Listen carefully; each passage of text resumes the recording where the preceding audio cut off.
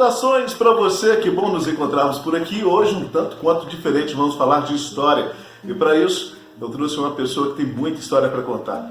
Djalon Teófilo, professor, que vai nos falar um pouquinho sobre a Inconfidência Mineira. Essa semana é muito importante, além da Inconfidência Mineira, nós tivemos aí também o Dia do Índio, que é considerado também a Semana do Índio. Espero que você tenha uma consciência indígena de respeitar esses que são verdadeiramente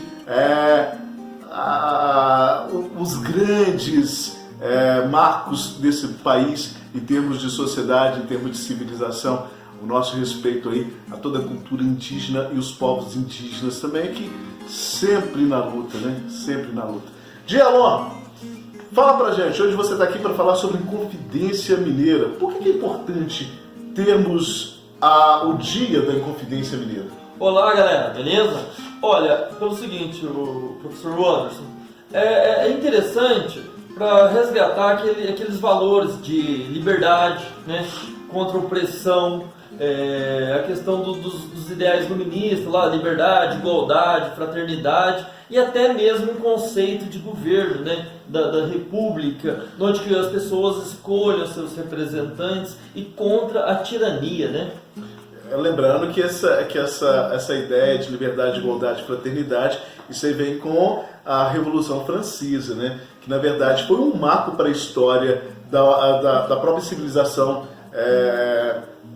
a história da civilização do mundo, onde inicia-se a industrialização, né? E o período do fim da escravidão no mundo também, né? Sim, é uma coisa que puxa a outra, né? Então a Revolução Francesa, ela vai... Não só a Revolução Francesa, o iluminismo, os ideais iluministas vão estimular e vão influenciar, aflorar diversos movimentos ao redor do planeta. Em especial, não foi indiferente do Brasil, né? E quando a gente fala de Brasil, a gente está falando de Brasil colônia, né? Colônia de Portugal. Ou seja, quem mandava aqui eram os portugueses desde 1500, do suposto descobrimento. E nesse período, vamos fechar aqui no século XVII. Ouro Preto, podemos considerar que naquele momento era a cidade mais importante do Brasil? Sem sombra de dúvida. Nós devemos lembrar que Ouro Preto, ela chegou a ser a terceira maior cidade da América. Que era Vila Rica, Vila Rica, justamente. Era a maior cidade, terceira maior cidade da América, né, uma das cidades mais importantes, ou uma das mais importantes do reino, né? Só perdia para Lisboa e Porto, né? E com certeza a mais rica, né? Por quê? Devido ao ouro, a quantidade, o volume de ouro e a quantidade de pessoas, né? E quando a gente fala assim, Portugal, né? A gente vai a Portugal e tal, e vem aquele pensamento brasileiro, fala, poxa, grande parte dessa riqueza aqui vem de Minas Gerais. Isso é fato? Em parte, sim. Né? Eu acho que a gente deve lembrar uma coisa. 20% do ouro são impostos. Né? Mas, só que detalhe, os portugueses tinham um monopólio do comércio, né, Anderson? O que acontece? Para você que está ouvindo, o que acontece? É o seguinte, se você comprava uma ferramenta que não era proibido, um tecido, era proibido produzir em Minas, só os portugueses que vendiam. Então, além dos 20%, você tinha o quê? Eles tinham exclusividade das mercadorias. Comércio, então, né? Eles tinham o comércio. Então, o dinheiro era drenado para Portugal e uma outra parte para as outras capitanias, que eram os estados, na época chamavam-se capitanias, né? Século XVII a gente não tem mais pau-brasil, já tinha acabado, já estava extinto praticamente. Mas o ouro e as pedras preciosas eram o grande forte da coisa. Justamente, tem um trecho do livro da Laura de Mello Souza, Desclassificado do Ouro, que fala o seguinte: trocou-se uma pepita de ouro por uma espiga de milho, né? Porque não tinha alimento. A região de Ouro Preto, você sugiro para todos conhecer, você conhece muito bem, né? Sim, o solo é muito infértil, não tem uma característica de produção de grãos. É um solo de minério, né? De minério. Então, ali dependia de alimento de todos, tinha que vir de longe. Agora, só uma observação, que a Minas tinha 20% da população do Brasil. 20% estava em Minas. 20% estava em Minas. E desses 20%, uns 90% era na cidade. Então é uma população que vive na cidade, urbana, não é rural. Não é rural. Não é rural. E gastava dias de viagem até chegar ao destino. Tá, mas antes de a gente falar da comida e dessa viagem, dessa logística aí, eu acho que seria bacana a gente também trazer a alusão de que Vila Rica, atual Ouro Preto, era a principal cidade, com cerca de 150 mil pessoas morando ali. Na comarca, Na né? comarca.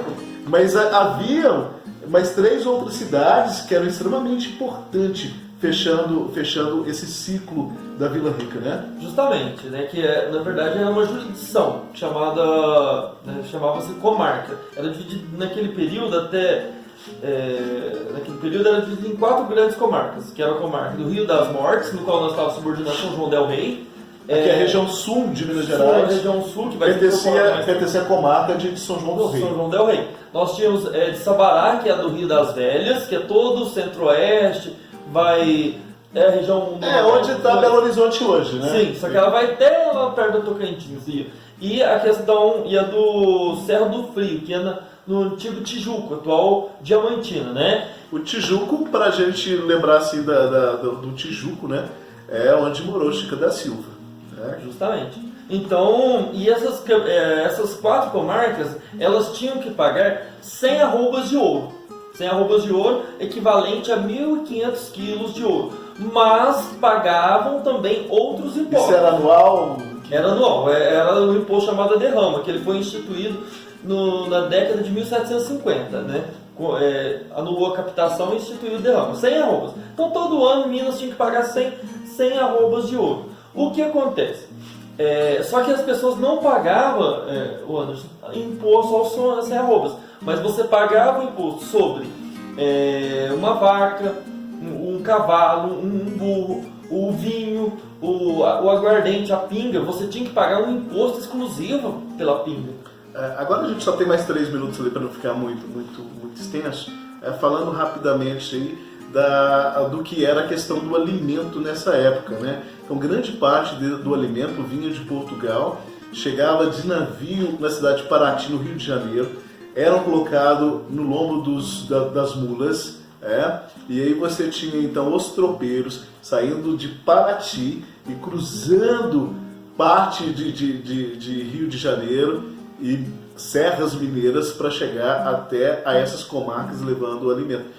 E como não havia grande produção de alimento, era uma sociedade que passava fome de forma literal, principalmente os escravos e quem era menos abastado também, né? Agora, para a gente fechar, quando acontece então a Inconfidência Mineira e por que ela acontece? Por que Tiradentes é um herói nacional?